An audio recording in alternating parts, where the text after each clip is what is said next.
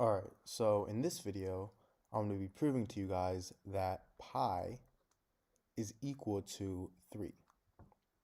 So as you guys probably already know, pi is an irrational number, meaning it doesn't have a whole number value, and it's actually equal to 3.14159 and on and so forth forever.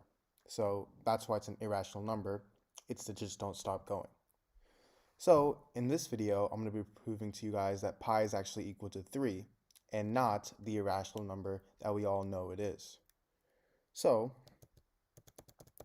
what I'm first going to do is start with the statement x is equal to pi plus 3 over 2. So all I'm doing is I'm giving a value to a variable, which is completely legal. So now what I'm going to do is multiply both sides by 2. So I get 2 times x is equal to pi plus 3 over 2 times 2. Now, 2 times x is equal to 2x. So I get 2x is equal to, these two 2's cancel out, pi plus 3. So I get 2x is equal to pi plus 3. And now, from here, I'm going to multiply both sides by pi minus 3.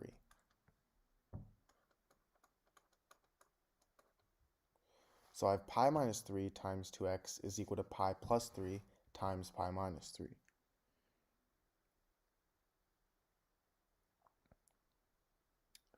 Now, pi plus 3 times pi minus 3, I'm going to distribute the pi, so I get pi squared plus 3 pi minus 3 pi, which they just simply cancel out, plus 3 pi minus 3 pi. These two cancel out. And then I have minus 9 at the end. So this is, I can just say this is pi squared minus 9. And for my left-hand side, I can distribute the 2x, so I get 2x pi minus 6x.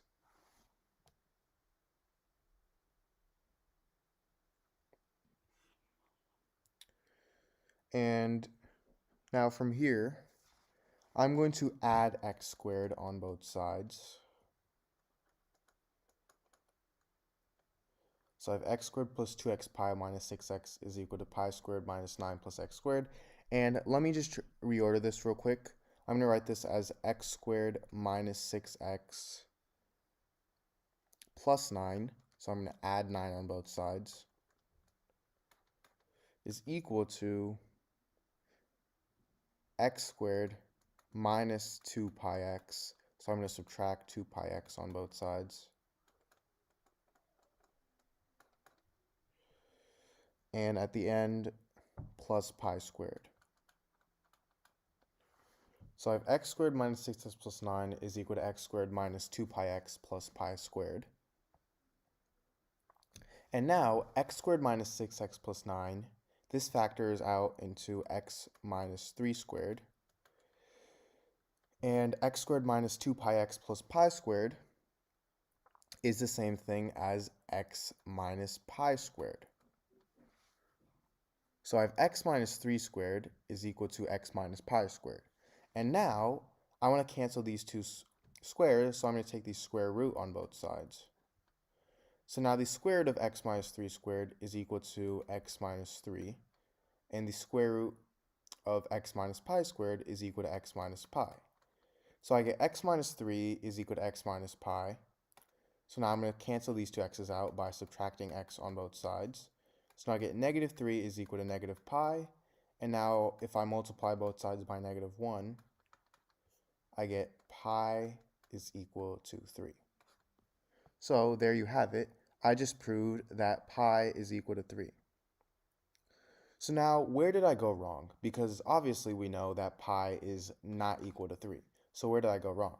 Well, I actually went wrong on this step right here, where I said that the square root of x minus 3 squared and the square root of x minus pi squared is equal to x minus 3 and x minus pi respectively.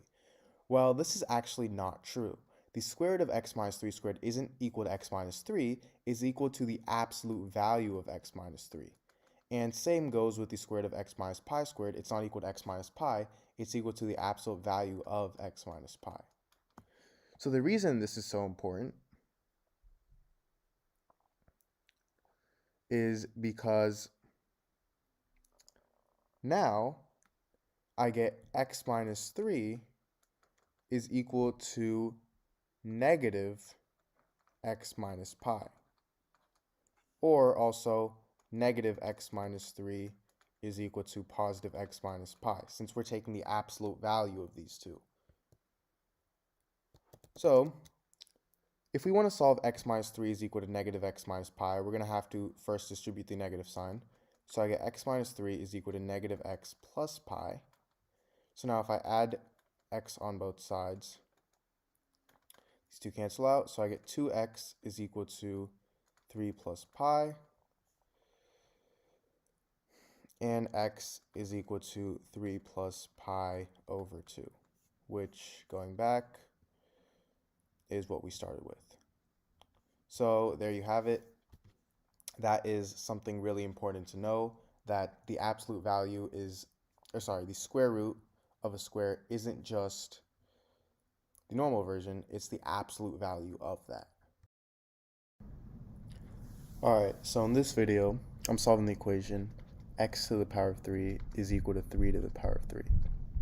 So to solve this, I'm going to first start by subtracting 3 to the power of 3 on both sides. So now I get x to the power of 3 minus 3 to the power of 3 is equal to 0.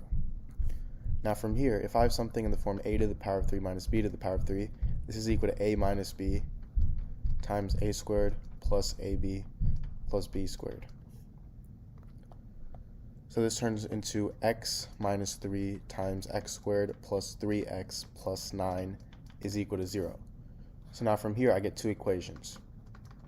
I get x minus 3 equals 0 and x squared plus 3x plus 9 is equal to 0.